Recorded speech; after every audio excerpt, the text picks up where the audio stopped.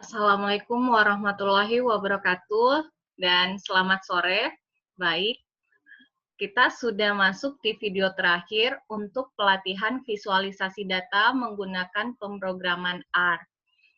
Nah, di sini kita akan mempelajari bagaimana merubah data long yang tadinya dia berbaris menjadi kolom. Kita kenal dengan long and wide. Nah, karena ini materi terakhir, jadi tidak seberat video-video sebelumnya. Kita langsung saja masuk ke RStudio-nya.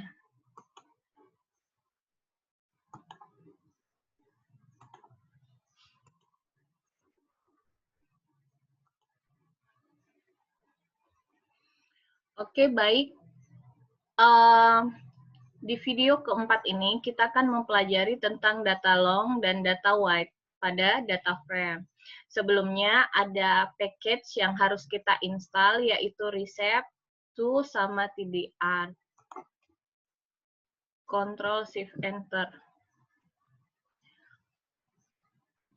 Oke, sebelum kita lanjut ke berikutnya, karena ini ada database AGG yang mungkin kita running di materi sebelumnya, jadi baiknya kita running dulu semua cang yang ada di atasnya. Jangan sampai kejadiannya sama kayak video sebelumnya, kita running di sini, terus dia bertanya, database AGG itu apa? Nah, jadi baiknya kita running dulu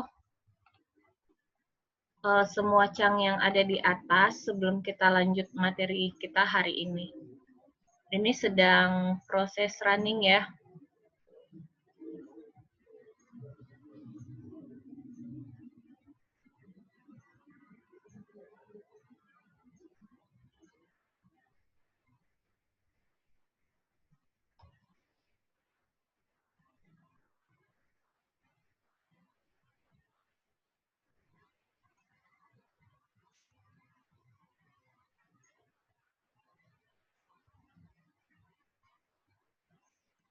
Oke, kita tunggu dulu.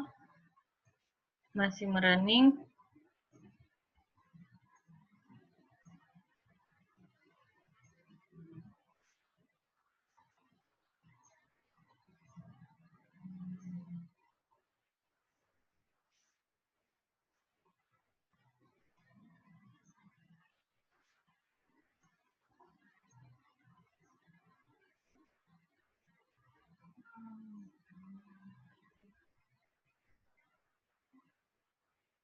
Oke, sedikit lagi.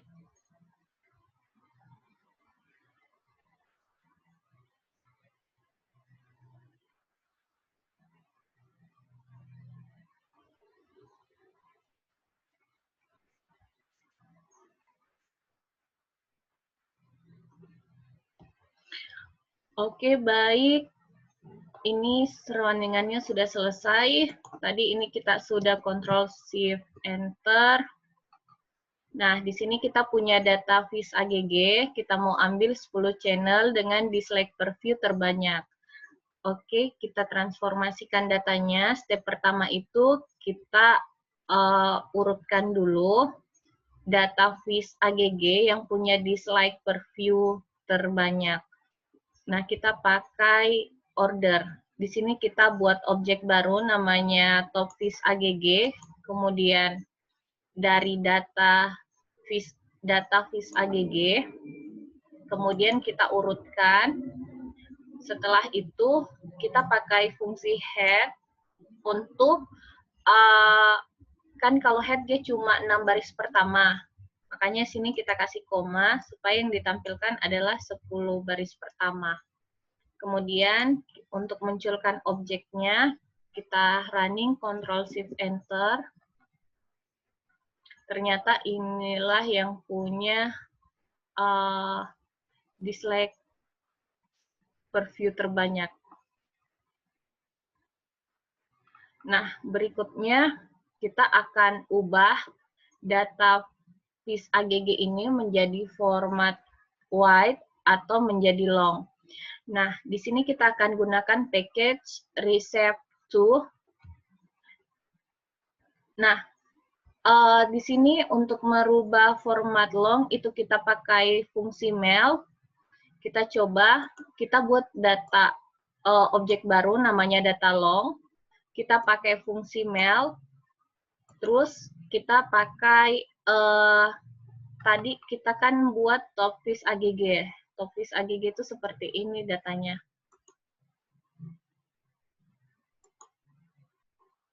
Nah,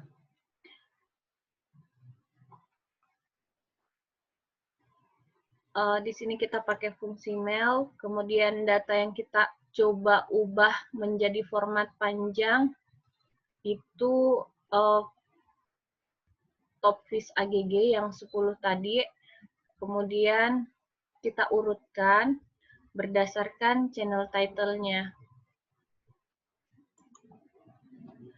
Ctrl Shift Enter.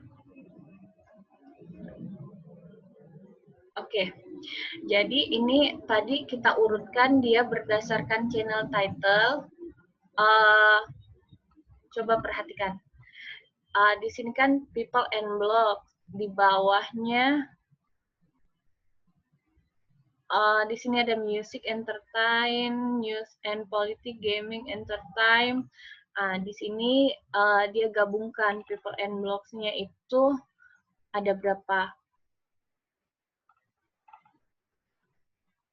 Untuk data long, oke, dia kan tadi variabelnya, tadi di kolom sebelumnya tidak ada variabel. Dia cuma ada kategori, like per view, dislike per view. Nah, pada saat kita ubah dia menjadi formatnya memanjang, berarti dia akan otomatis menambah satu variabel. Misal ini daily caller itu ini like per view, dislike per view, sama comment per view-nya ini, kan yang tadinya dia kolom, ini dia langsung masuk ke variabel baru. Yang tadinya dia kolom, dia jadi baris. Like per view, dislike per view, comment per view. Data topis AGG yang ini. Jadi yang ini tadi dia ubah like per view-nya berapa, dislike per view-nya berapa, bukan lagi dalam bentuk kolom, tapi sudah dalam bentuk baris ke bawah. Nah, apabila kita ingin mengembalikan ke bentuk asal atau merubah ke dalam bentuk white, kita pakai fungsi di sini dicast. Kita coba ini isi perintahnya, formatnya itu datanya apa, terus formulanya bagaimana, yang kita mau ubah kembali. Value.var-nya kita isi value saja, Ctrl Shift Enter.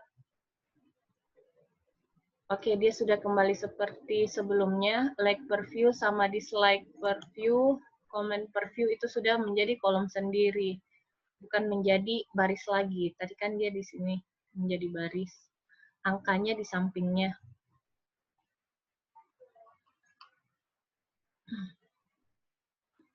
Oke, di sini ada data sama dengan negara, formulanya country, tambah region, itu indikator value-nya.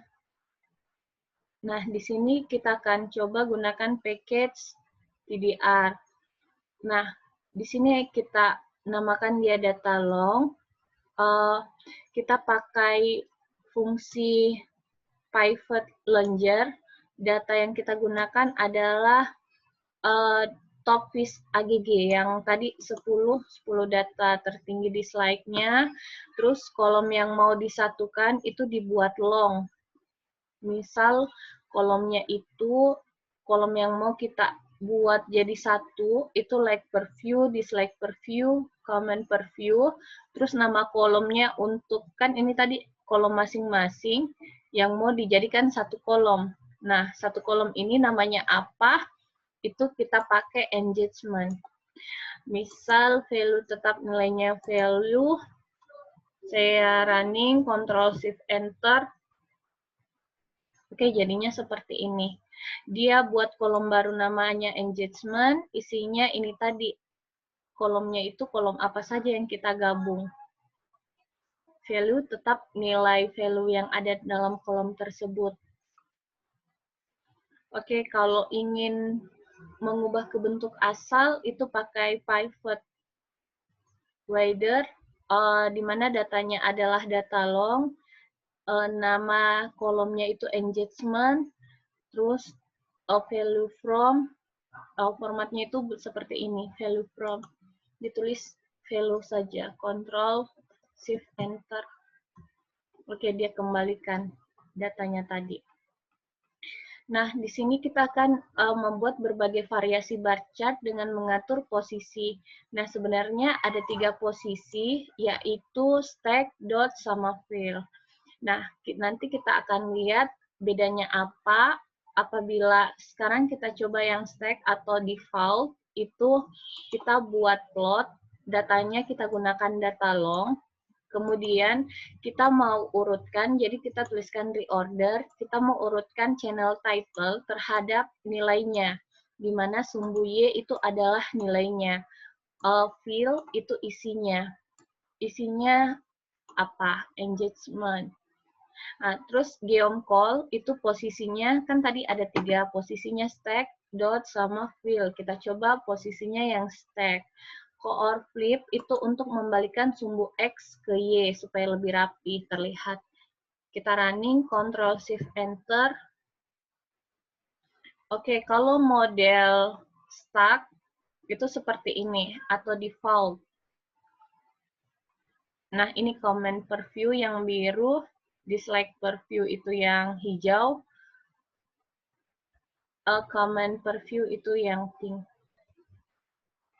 Kita coba kalau posisinya dots, itu nilainya sama kayak yang di atas, cuma dia geom call-nya posisinya kita pakai dots. Ctrl Shift Enter. Oke, modelnya seperti ini. Dalam satu channel title, itu dia sudah bagi like per view-nya berapa, comment per view-nya berapa, dislike per view-nya juga berapa. Yang terakhir itu posisinya fill. Nah, di sini dalam geom call posisinya kita ganti fill.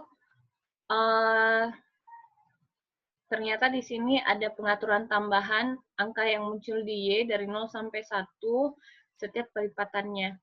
Kita running ya, Ctrl Shift Enter. Oke, dia seperti ini. Sequence.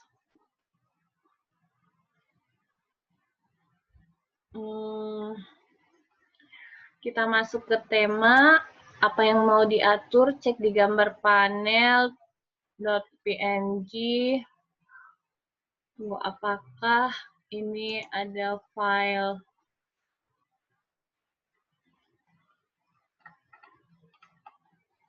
panel, ada tidak ya? Oke, tidak ada. Kita lanjutkan saja. Nah, ini sama seperti sebelumnya, dia buatkan P1 ini ggplot, isinya data long, ice reorder, channel title, value, di mana sumbu Y-nya adalah nilainya, fill-nya engagement, posisinya dots. Di sini yang dia tambahkan, dia mau buat garis lurus untuk menunjukkan rata-rata value-nya. Jadi geom, dia tambahkan fungsi geom h-line, isinya ini rata-rata dari data long. Fungsi lab untuk title, menambahkan title, kemudian Ini ada pengaturan tambahannya untuk tema baru. Kita coba saja running, Ctrl Shift Enter. Oke, dia tambahkan ada garis batas.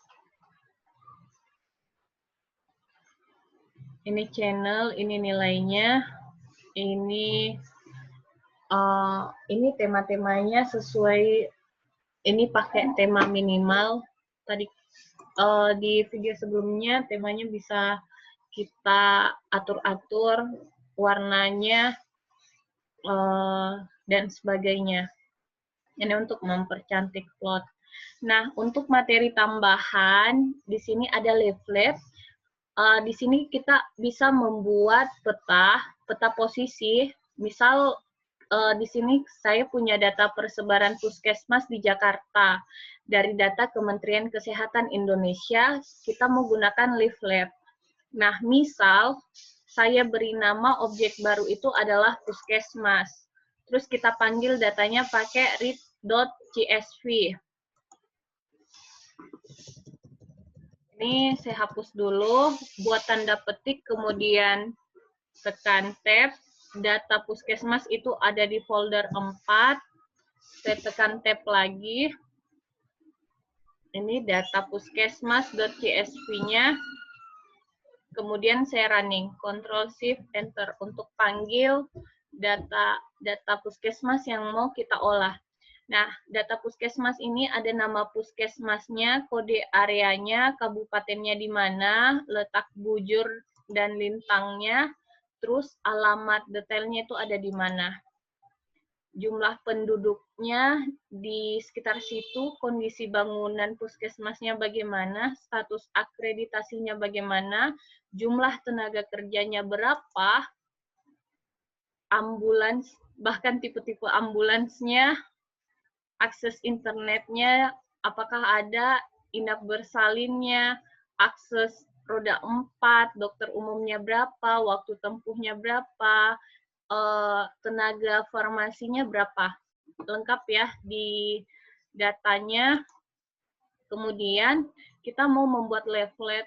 Kalau mau membuat leaflet, alurnya itu seperti di bawah ini, kita tinggal mengganti-ganti kontennya saja. Jadi kalau teman-teman punya data, mau dibuatkan leaflet, silahkan nanti panggil datanya di sini, kemudian install package-nya, Ctrl Shift Enter.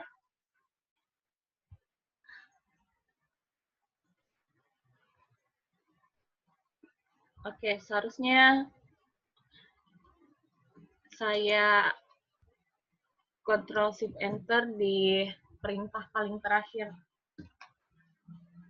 Oke, nanti ikuti saja ini perintahnya. Nanti sisa ganti-ganti kontennya apa-apa yang mau di ini.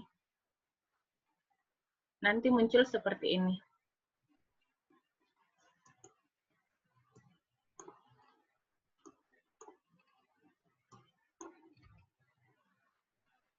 Nah, di sini ada 2 puskesmas. 2 itu ada di sini sama di sini. Jadi ini letak-letak puskesmas, kita bisa buat di art juga. Ini sebarannya, oh di Jakarta 184, di Tangerang itu 21, Tangerang Selatan itu 98, di Bekasi itu ada, ini Bekasi ya, 5, dan seterusnya.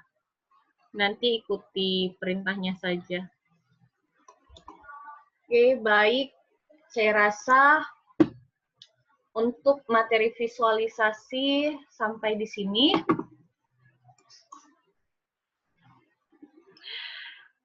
Ya, memang di awal-awal visualisasi data ini dia agak berat karena kita di video pertama itu lama di transformasi data, menyiapkan data, karena memang kalau membuat plotnya itu sisa input saja sesuai perintahnya, ada listingnya semua, cuma transformasi datanya itu dari kita. Kita mau data seperti apa yang dimunculkan. informasi apa yang kita inginkan. Nah, yang lama itu ada di transformasi data. Jadi secara umum, pelatihan pemrograman R untuk data science itu kelanjutannya adalah pelatihan visualisasi data menggunakan pemrograman R. Kalau di pelatihan pemrograman R untuk data science itu kita diajari import data, kemudian kita bersihkan datanya. Setelah datanya bersih, kita olah datanya. Transformasi data, entah itu pakai fungsi agregat kah. Di visualisasi data, itu masih ada transformasi datanya juga. Apakah kita mau buat kolom baru, atau beberapa kolom kita mau gabungkan jadi satu kolom saja. Itu tadi kita pelajari pivot and longer. Mau buat datanya lebih panjang atau lebih lebar, itu masih masuk di transformasi data. Nah, setelah itu baru bisa membuat plot. Nah, membuat plot itu ternyata sudah terdiri dari sudah banyak library yang mendukung itu. Selain itu, ini ada komunitasnya juga, jadi ilmu tentang pemrograman R itu selalu berkembang, karena setiap orang berhak membuat codingannya sendiri dan dia mempublish. Jadi kalau ingin mempelajari art sulit tersesat karena di komunitasnya itu banyak komunitasnya aktif. Nanti bisa dicari di Instagram. Airpubs juga itu banyak komunitas art-nya karena memang dia open source dan setiap orang bisa mengembangkan art ini. Saya rasa cukup. Terima kasih buat peserta yang sudah menonton video, telah bersabar melewati pelatihan ini. Memang agak berat kalau seperti saya yang tidak punya basic pemrograman, tapi saat ini di negara kita dituntut untuk bisa mengikuti perkembangan industri 4.0. Nah, salah satu cabangnya industri 4.0 itu adalah data science, di mana kita disuruh untuk bisa mengolah data yang besar, mengolah database, big data. Nah, di data science ini, melalui pemrograman R, kita dari pelatihan beberapa hari yang lalu sampai hari ini, rata-rata data yang kita olah itu yang punya jumlah baris ribuan, ada yang 9.000, 13.000, dan tidak semua data itu kita butuhkan, hanya beberapa data yang ingin kita analisis untuk membuat suatu keputusan. Jadi, semoga pelatihan ini bermanfaat. Silahkan video ini dimanfaatkan sebaik-baiknya. Classroom akan saya buka sampai 1 bulan ke depan, karena saya memahami rata-rata peserta di sini adalah dosen yang mempunyai kesibukan yang sangat sibuk, sehingga butuh waktu khusus untuk mempelajari R ini. Sedangkan peserta yang lain, saya lihat juga ada mahasiswa, silahkan pelajari video-video di pelatihan ini. Nanti apabila teman-teman dari mahasiswa membutuhkan sertifikat, itu kami akan mengadakan tes atau ujian di setiap hari Ahad selama 2 pekan berturut-turut.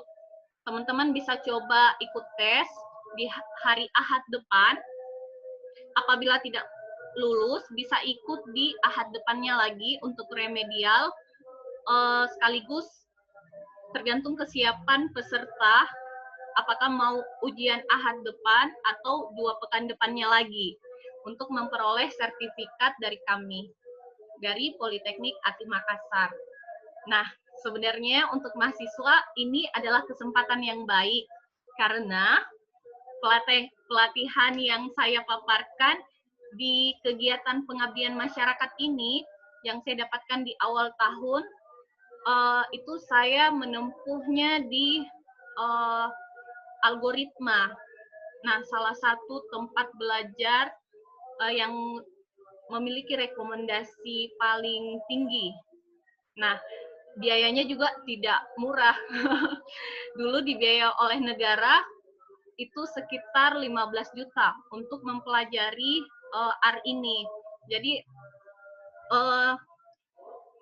walaupun di pengabdian ini kami berbaginya secara gratis, bukan berarti pelatihan ini nilainya kurang, karena tidak semua bisa terukur oleh uang. Ternyata melalui kegiatan pengabdian ini, saya merasa semoga ilmu yang nilainya semahal tadi itu bisa teman-teman pelajari secara gratis dan kelak akan bermanfaat bagi teman-teman khususnya mahasiswa untuk mendaftar kerja. Karena yang saya pikirkan, misal seperti di prodi saya, otomasi sistem permesinan, rata-rata pada saat melamar kerja yang dibutuhkan adalah laki-laki. Sebenarnya kita perempuan juga punya, apabila misal kita punya soft skill bisa menggunakan R, oh tentu perusahaan atau industri akan terima kita. Dan rata-rata memang wanita, kan kita punya budaya kalau di Sulawesi itu siri, jadi biasanya wanita itu tidak turun langsung di lapangan. Nah, kita kadang ditempatkan di office. Nah, di office ini kita memang butuh soft skill untuk mengolah data. Semoga dengan teman-teman menguasai pemrograman R, dibuktikan dengan teman-teman memperoleh sertifikat setelah melewati ujian tentunya. Diharapkan baik materi pelatihan ataupun sertifikat yang teman-teman peroleh nanti itu bermanfaat ketika teman-teman telah menyelesaikan kuliah dan ingin mencari kerja. Saya rasa cukup dari saya. Semoga kita bisa ketemu lagi di pelatihan-pelatihan bermanfaat berikutnya. Saya memohon maaf apabila selama pelatihan terdapat kesalahan-kesalahan yang secara tidak langsung saya lakukan. Mohon dimaafkan, dan besar harapan saya teman-teman memanfaatkan materi pelatihan ini dengan sebaik-baiknya. Saya akhiri. Assalamualaikum warahmatullahi wabarakatuh. Dan selamat sore.